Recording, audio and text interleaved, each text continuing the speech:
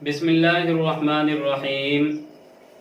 میرے عزیزو، قرآن کریم کے اندر اللہ رب العزت فرماتا ہے وَمَا مِن دَابَّةٍ فِي الْأَرْضِ إِلَّا عَلَى اللَّهِ رِزْقُهَا، کہ جو بھی ذی روح زمین کے اوپر ہے سب کا رزق اللہ ہی کے ذمے ہے۔ جو لوگ اللہ پر توکل کرتے ہیں اللہ تعالیٰ ان کو ہمیشہ کا رزق عطا فرماتے ہیں۔ اللہ پر توکل کرنے والے ایسے ہی کھاتے ہیں جیسا کہ پرندے بغیر مشقت کے کھاتے ہیں۔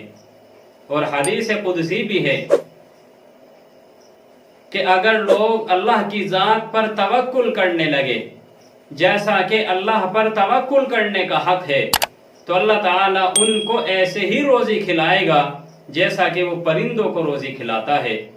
پرندے صبح سویرے اپنے گھونسلوں سے اپنے گھروں سے نکل جاتے ہیں تو خالی پیٹ نکلتے ہیں، لیکن جب وہ شام کے وقت واپس لوٹتے ہیں تو سب کے پیٹ بھرے ہوتے ہیں۔ تو ان کے لیے اللہ تعالیٰ ہی روزی کا انتظام کرتے ہیں، کیونکہ انسان تو کاروبار کرتا ہے، تجارت کرتا ہے، مزدوری کرتا ہے، بزنس کرتا ہے تو وہ تو وہاں سے روزی حاصل کرتا ہے، لیکن پرندوں کا کوئی بزنس نہیں ہوتا، ان کی کوئی کمپنی، ان کی کوئی فیکٹری، وہ کوئی مزدوری نہیں کرتے بلکہ اللہ تعالیٰ کی ذات پر توکل کرتے ہیں، اور اس توکل کی وجہ سے اللہ تعالیٰ بغیر کسی مزدوری اور بغیر کسی مشقت کے ان کو روزی عطا فرماتے ہیں۔ جب انسان کی روح اس کی ماں کے پیٹ کے اندر ڈالی جاتی ہے تو اسی وقت 3 باتیں لکھ دی جاتی ہے، اسی وقت 3 باتیں لکھ دی جاتی ہے۔ ایک تو یہ لکھ دی جاتی ہے کہ انسان کی زندگی کتنی ہوگی، انسان کتنے عرصے تک دنیا کے اندر رہے گا، اور دوسری بات یہ لکھ دی جاتی ہے کہ انسان کی روزی کتنی ہوگی، اور تیسری بات یہ لکھ دی جاتی ہے کہ انسان نیک بخت ہوگا یا پھر بد بخت ہوگا۔ تو اللہ تعالیٰ پہلے سے پہلے ہی انسان کی روزی کو لکھ دیتے ہیں، لیکن انسان روزی کی وجہ سے در در پھرتا ہے، ٹھوکریں کھاتا ہے، نئی نئی باتیں سوچتا ہے اور بڑے بڑے پروگرام اپنے دل و دماغ کے اندر بناتا ہے، لیکن وہ ان تمام پروگرام کو بنا کر اپنی روزی کے اندر اضافہ نہیں کرتا بلکہ اپنی مشکلات کے اندر اضافہ کرتا ہے۔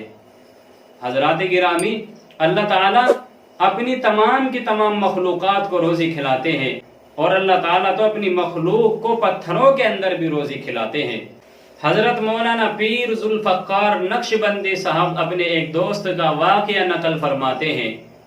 وہ فرماتے ہیں کہ میرے ایک دوست اپنی فیملی کے ساتھ سیر و تفریح کے لیے گئے، ایک پہاڑی پر پہنچے تو ان کی نگاہ ایک گول پتھر پر پڑی جو بڑا ہی خوشنما اور خوبصورت پتھر تھا۔ اس پتھر کو اٹھا کر اس کی رنگت کو دیکھنے لگے۔ بچوں نے ضد کی کہ ہم اس پتھر کو اپنے ساتھ لے کر کے چلیں گے۔ اس پتھر کو لے کر اپنے گھر آئے اور اس پتھر کو سجا کر گھر کے اندر رکھ دیا، مگر 2 سال کے بعد اس پتھر کو اٹھا کر پھر اس کی رنگت کو دیکھنے لگے، اس کی خوبصورتی کو دیکھنے لگے۔